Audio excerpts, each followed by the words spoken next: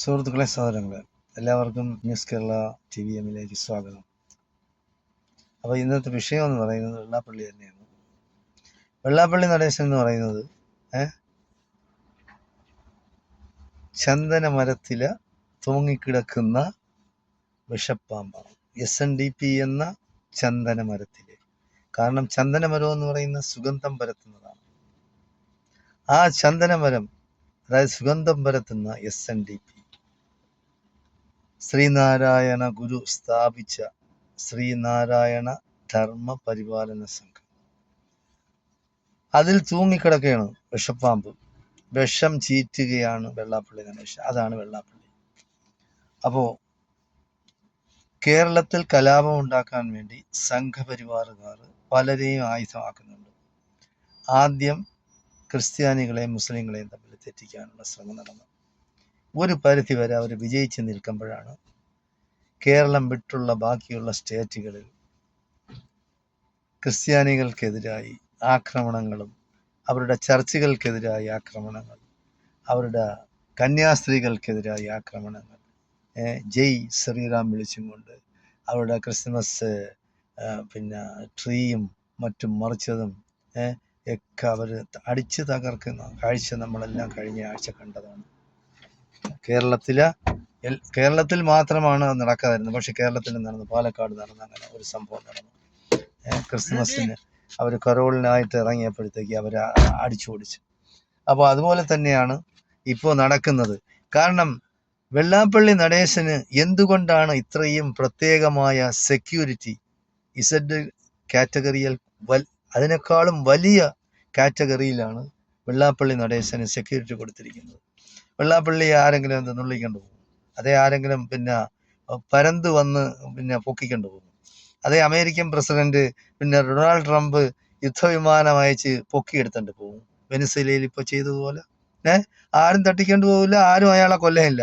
കാരണം അയാളെ കൊല്ലാൻ പോയാൽ കൈ നാറും.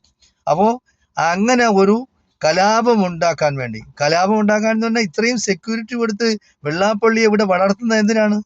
ഇവിടെ കുഴപ്പമുണ്ടാക്കണം. സംഘപരിവാർ എന്താണ് പറയുന്നത് അതിനനുസരിച്ച് ചെയ്യണം. അതിനു വേണ്ടിയാണ് ഇത്രയും സൗകര്യങ്ങൾ ചെയ്തു കൊടുത്തിരിക്കുന്നത് വെള്ളാപ്പള്ളിക്ക്. അല്ല തമാശ കളിയാ.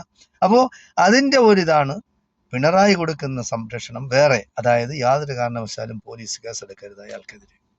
അല്ലെങ്കിൽ എത്രയോ കേസ് അയാൾക്കെതിരെ എടുക്കണം. ഒരു സാധാരണക്കാരൻ്റെ ഇങ്ങനെ പറഞ്ഞിരുന്നെങ്കിൽ എത്രയോ കേസ് അവൻ അങ്ങോട്ടും ഇങ്ങോട്ടും കേരളത്തിൽ ഇങ്ങോട്ടും ഓടേണ്ടി വരുന്ന സാഹചര്യം ഉണ്ടാവുമായിരുന്നു. അപ്പോൾ ഇതൊക്കെ എന്ന് പറയുന്നത് പിണറായിയും BJPയും വെള്ളാപ്പള്ളിയും ചേർന്നുള്ള ഒത്തുകളിയാണ്.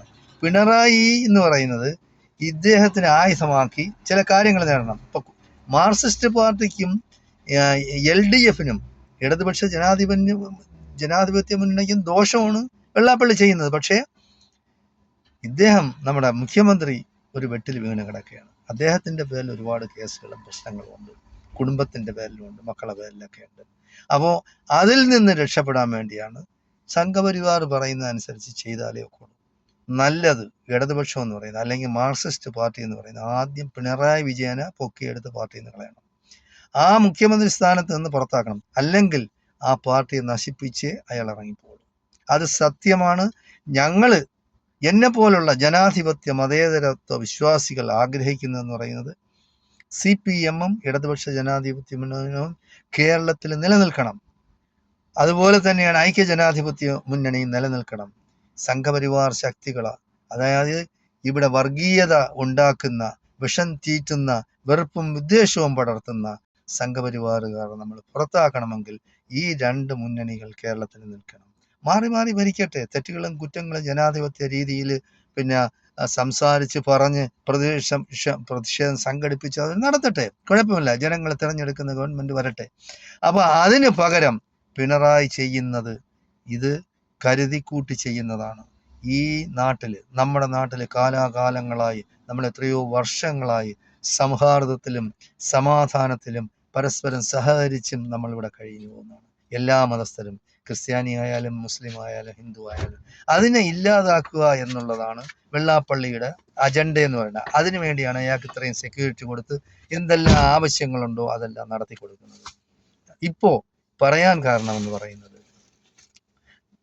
യൂത്ത് കോൺഗ്രസിൻ്റെ മലപ്പുറം ജില്ലാ പ്രസിഡന്റ് അനാവശ്യമായ ഒരു പ്രസ്താവന ഇറക്കി. ആ പ്രസ്താവന അസ്ഥാനത്താണ്. അതിനെ നിഷേധിക്കണമായിരുന്നു KPCCയോ യൂത്ത് കോൺഗ്രസിൻ്റെ സംസ്ഥാന പ്രസിഡന്റോ. അതായത് വെള്ളാപ്പള്ളി പറഞ്ഞു, വെള്ളാപ്പള്ളി ഒന്നുമല്ലെങ്കിൽ ഒരു സമുദായ നേതാവാണ്. സമുദായത്തിൽ ആരും ഭൂരിപക്ഷ ആൾക്കാരും അയാളെ സപ്പോർട്ട് ചെയ്യുന്നില്ല. അയാളുടെ മെയിൻ ബിസിനസ് എന്ന് പറഞ്ഞാൽ കള്ള് കച്ചവടമാണ്, പലിശയ്ക്ക് കൊടുപ്പുമാണ്.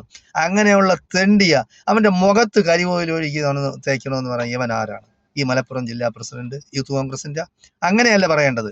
അവനെതിരെ കേസെടുക്കണം. വർഗീയ വിഷം ചീറ്റുന്ന വെള്ളാപ്പള്ളിക്കെതിരെ കേസെടുത്തി അവനെ ജയിലിലടയ്ക്കണമെന്നാണ് പറയാനുള്ളത്. അല്ലാതെ അവൻ്റെ മുഖത്ത് കരിവോയിൽ ഒഴിച്ചാൽ നിന്റെ മുഖത്ത് കരിവോയിൽ ഒഴിക്കാൻ പിന്നെ ബാക്കി SNDPക്കാർ തയ്യാറാവില്ലേ? അല്ലെങ്കിൽ നിനക്ക് അവിടെ നിന്ന് വെളിയിൽ പോകാക്കൂ മലപ്പുറം വിട്ട്? നീ അത് പറയാൻ പാടില്ലാത്തതാണ്. നീ ഇത് മുസ്ലിങ്ങളെ മാത്രമല്ല പിന്നെ ഐക്യജനാധിപത്യ മുന്നണിയിൽ തന്നെ നീ വെട്ടിലാക്കിയിരിക്കുകയാണ്. അങ്ങനെ ഒരു പ്രസ്താവന ഇറക്കാൻ പാടില്ല. തോന്നിയതുപോലെ പ്രസ്താവന ഇറക്കാൻ ഒരു ജില്ലാ പ്രസിഡന്റൊന്നും അധികാരമില്ല.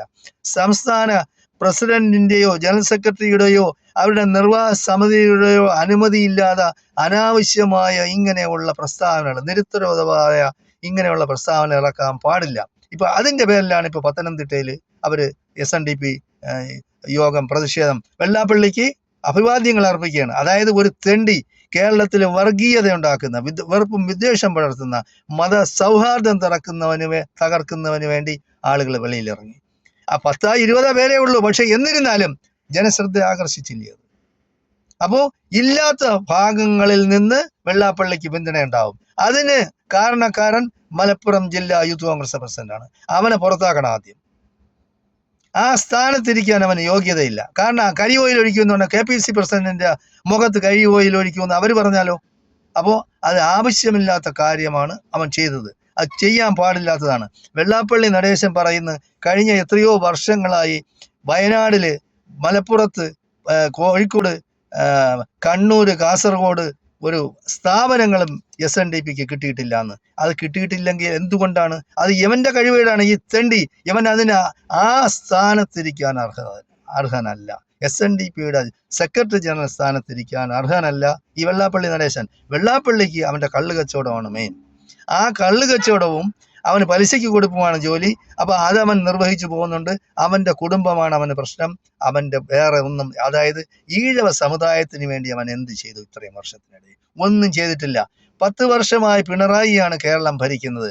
പിണറായിയും പിന്നെ വെള്ളാപ്പള്ളി നടേശൻ എന്ന് പറഞ്ഞാൽ ഇരട്ട സഹോദരങ്ങളെ പോലെയാണ്. അവര് ഒരു വായിലേ കിടന്നുറങ്ങുള്ളൂ, ഒരു പാത്രത്തിലെ കഴിക്കുള്ളൂ, ഒരു വണ്ടിയിലേ സഞ്ചരിക്കുള്ളൂ. നമ്മൾ കേരളം കണ്ടതാണ്. ഈ വർഗീയ വിഷം ചീറ്റുന്ന ഈ വെള്ളാപ്പള്ളിയെ പൊന്നാട അണിയിക്കുകയും നാരായണ ഗുരുവിന്റെ തനി സ്വരൂപമാണെന്ന് പറഞ്ഞ് പുകഴ്ത്തുകയും ചെയ്യുന്ന ഈ പിണറായി ഇരിക്കുന്നിടത്തോളം കാലം വെള്ളാപ്പള്ളി ഇതിനപ്പുറവും പറയും. അപ്പോൾ അന്തസ്സുള്ള അഭിമാനമുള്ള ഒരു CPMകാരനുണ്ടായിരുന്നു. അദ്ദേഹം മരണപ്പെട്ടു പോയി. അച്യുതാനന്ദനും പിന്നെ നമ്മുടെ സുകുമാർ അഴീക്കോടും ഒക്കെ എന്താണ് പറഞ്ഞത്?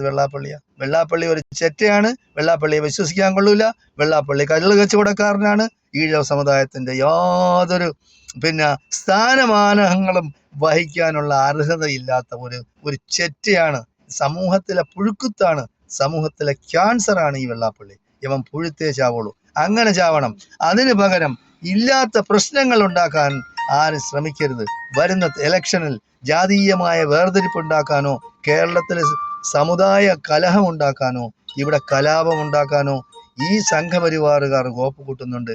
അതിനാരും കൂട്ടുനിൽക്കരുത് എന്നാണ് എനിക്ക് പറയാനുള്ളത്.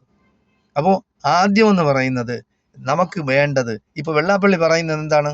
മലപ്പുറം പാകിസ്ഥാനാണ്, മലപ്പുറം മറ്റതാണ് മറിച്ചതാണ്, അവിടെ ഹിന്ദുക്കൾക്ക് ജീവിക്കാൻ ഒക്കുന്നില്ല. എങ്ങനെയാണ് ജീവിക്കാൻ ഒക്കാത്ത? അതിന്റെ കാരണമെങ്കിൽ ആരാണ്? പിണറായി വിജയനാണ്. പിണറായി വിജയൻ വിളിച്ച് ചോദിക്കണ്ടേ അവിടെ എന്താണ് പ്രശ്നം? ഹിന്ദുക്കൾക്ക് അവിടെ ജീവിക്കാൻ ഒക്കുന്നില്ലേ? എന്താണ്? പോലീസുണ്ട്, പട്ടാളമുണ്ട്, എല്ലാം ഉണ്ടല്ലോ. അവരുടെ എന്ത് അവകാശമാണ് നിഷേധിക്കപ്പെട്ടത്? അതുപോലെ സ്ഥാപനങ്ങൾ കിട്ടിയില്ലെങ്കിൽ ഇയാൾ ആപ്ലിക്കേഷൻ കൊടുത്തിട്ടുണ്ടോ?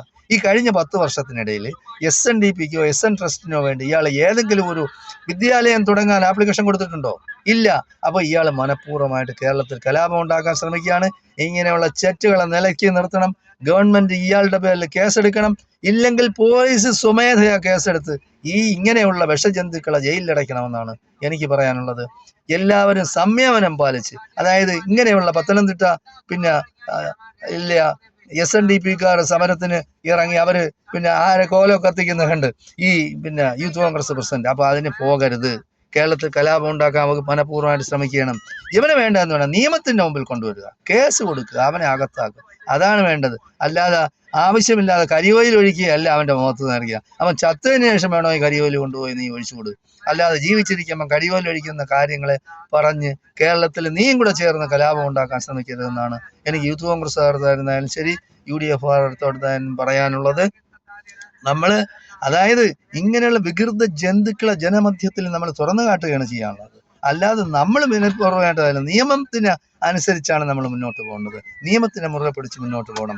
അതിനുവേണ്ടി അപ്പോൾ കേരളത്തിൽ സമാധാനമായ ഒരു അന്തരീക്ഷം ഉണ്ടാക്കാൻ ബാക്കിയുള്ള എല്ലാ സംഘടനയും ഒത്തൊരുമിച്ച് പോകണമെന്നും കലാപം ഉണ്ടാക്കാനുള്ള ശ്രമം ഏത് ഭാഗത്തു നിന്നാണ് കലാപം ഉണ്ടാക്കാൻ ശ്രമിക്കുന്നത്? ഒന്ന് പിണറായി വിജയൻ ശ്രമിക്കും, രണ്ട് സംഘപരിവാറുകാർ.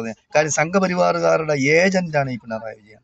അത് നമ്മൾ കണ്ട് മനസ്സിലാക്കി മാർക്സിസ്റ്റ് പാർട്ടിയും ഇടതുപക്ഷ ജനാധിപത്യ മുന്നണിയും ഐക്യ ജനാധിപത്യ മുന്നണിയും സഹകരിച്ച് പ്രവർത്തിക്കണമെന്നാണ് എനിക്ക് പറയാനുള്ളത്. ഈ നാട്ടിൽ നിന്ന് ഈ വർഗീയ വിഷം ചീറ്റുന്ന ഈ വിഷജന്തുക്കളെ നമ്മൾ പുറത്താക്കണം.